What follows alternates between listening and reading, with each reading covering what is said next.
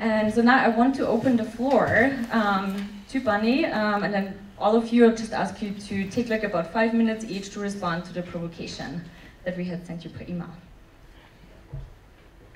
I guess I picked the wrong seat. I have to go first.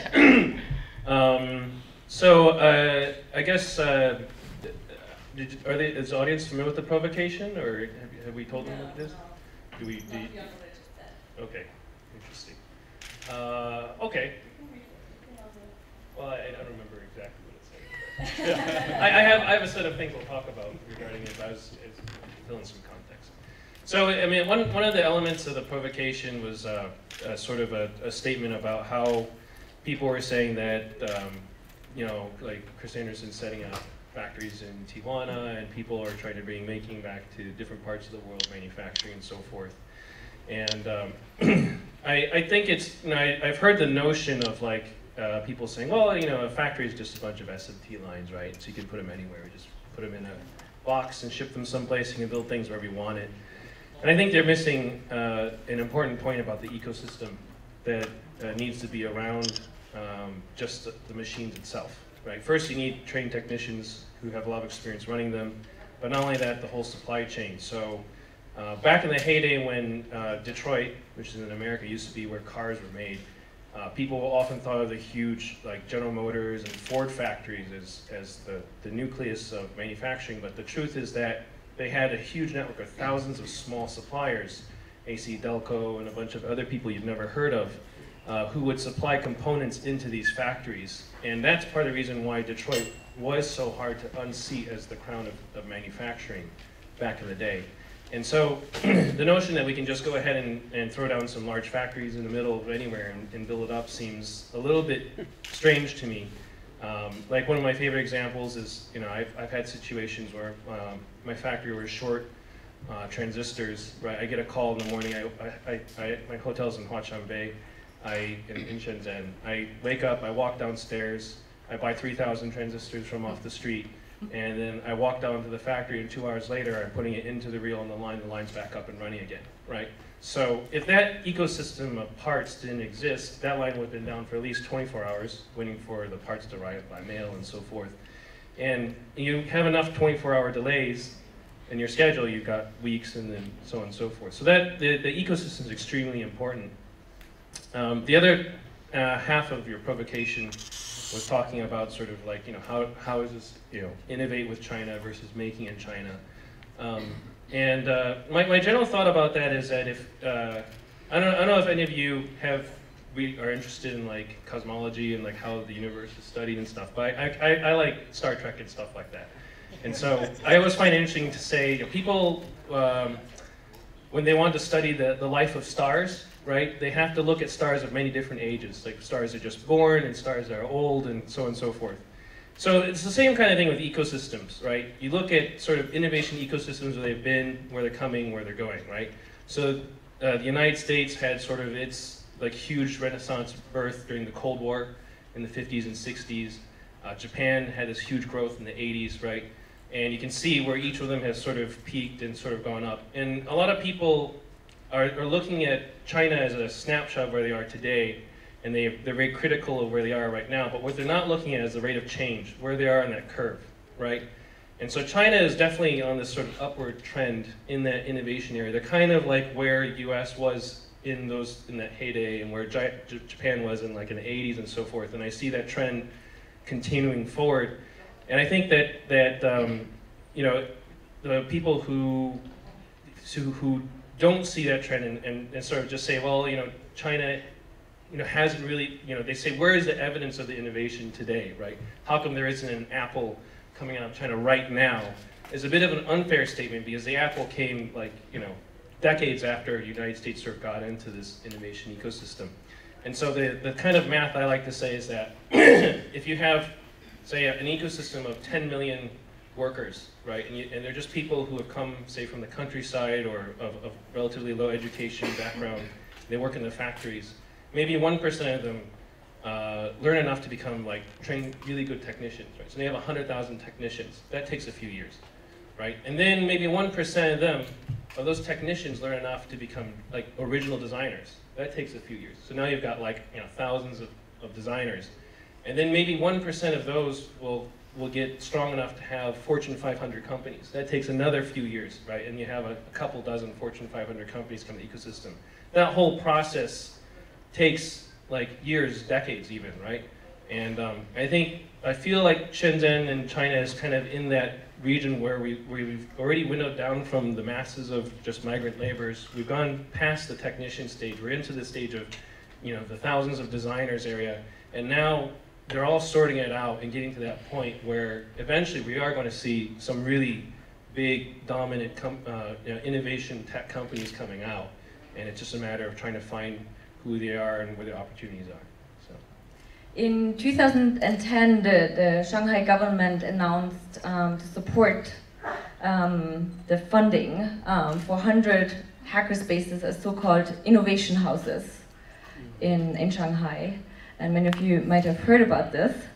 I'm curious to hear from all of you, what does it mean if the government supports a movement, like they make a movement that is usually thought of, as many of you articulated, as bottom-up, grassroots? Yeah, I just had maybe a quick, adding on to you guys, a little quick observation about the contrast of sort of governing styles. I believe China's government is a metrics-driven government. They have KPIs, key performance indicators for all of the local officials. So same thing in Singapore. So the whole idea of 100 hacker spaces is a kind of a metrics-driven thing. Western governments are votes-driven. They're driven by how happy people are. So, and how much they want to vote. So it's a lot easier to be like, I'm just going to make some people happy because they want to design stuff and make a hacker space and give them money, and not really care because they'll vote for me. Whereas metrics-driven governments, they want to see results within the political tenure of the guy who's running the show at that particular time. So what you tend to find is that the programs in metrics-driven governments tend to be almost very short-term focused. They want to see solid results in a few years. And the contrast and difficulty for hackerspaces is that you don't really get results in a few years you can point to. You're planting a very long-term investment that necessarily may not reflect upon the politician's metrics that can get him ahead for that particular political cycle. And so as a result, you end up with a bit of a contrast between what a hackerspace is really trying to do about developing people and the population and making people happy versus creating metrics that can necessarily forward a politician's career. Yesterday at the panel in the afternoon on the future now and the role of science fiction in DIY maker communities, Paul Dorish put us this provocation that DIY making and the DIY maker movement could actually be a quite conservative endeavor in terms of repeating existing systems of power and relationships, thinking about who actually gets to participate and hang out in a makerspace or in a hackerspace. It's very often people who come from a fairly privileged background.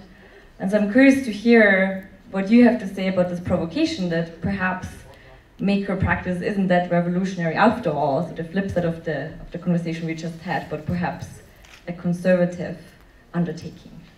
I mean, it's actually interesting you brought that up because I, kind of dovetailing off of the last comments, like I'm more of a cynic about this, the revolution term, that sort of thing. I mean, if you kind of look at the demographic of the people who are spending all the money in the maker revolution, it is kind of a rich white guy kind of hobby, right? It's a very high level of affluence. It's not really finding its way downhill very quickly into the places where people really need this sort of stuff. And so, I mean, it's sort of weird to have all this kind of hype come up because I always just sort of picked up a screwdriver and did what I wanted to do. It wasn't a revolution when I did it, and I'm still doing it, and it doesn't feel any different, right? And I think it's just, I don't know, maybe something's changed in the rest of society, but so from that perspective, I don't know. I mean, it's like, I guess it does feel a bit like there's a little bit of marketing behind it, which is great. I mean, it's funding more people and more activities and getting more people involved, which is a healthy thing. But it's also important to sort of have reality check every now and then and make sure that we're staying true to ourselves and what we want to do and what we're trying to enable. Okay, I just have one more comment. I mean, I was asked in an interview once, like, what was the biggest product coming out of the maker movement or something like that, and I think that was the wrong question to ask. The maker movement isn't about developing products, it's about developing people at the end of the day.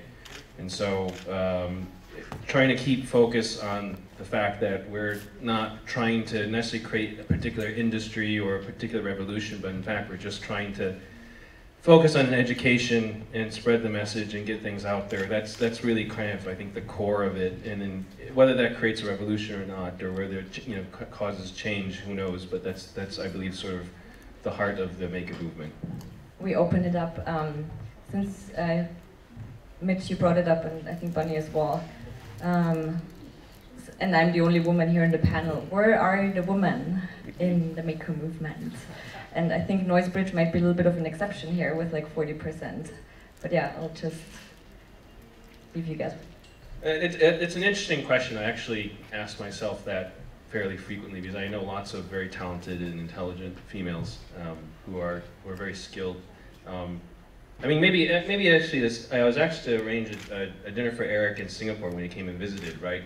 And they said, oh, I'll get together some people from like the maker community and that sort of stuff. And I looked through this and I'm like, it's all dudes, right? Like, this is pretty sad, right? And so I kind of asked my partner, like, why do you think we have like just dudes like on this list here? Why don't we have more women? There's lots of smart girls. And I mean, part of it is I think we haven't reached out enough to some extent to try and invite them to these sorts of things. So I just went ahead and just found like a couple of girls who they went the Singapore government asked me to get the who's who or whatever it is. I'm like, whatever, right? Let's bring some like people in to the conversation who aren't necessarily established but who could be really interesting and participate. So we invited a couple of females along who I thought were really bright girls and could participate, and that worked out really well. I mean, they really gelled with the group, right? And they had really great conversations, and I think they're really now even more energized and more excited to get involved, right?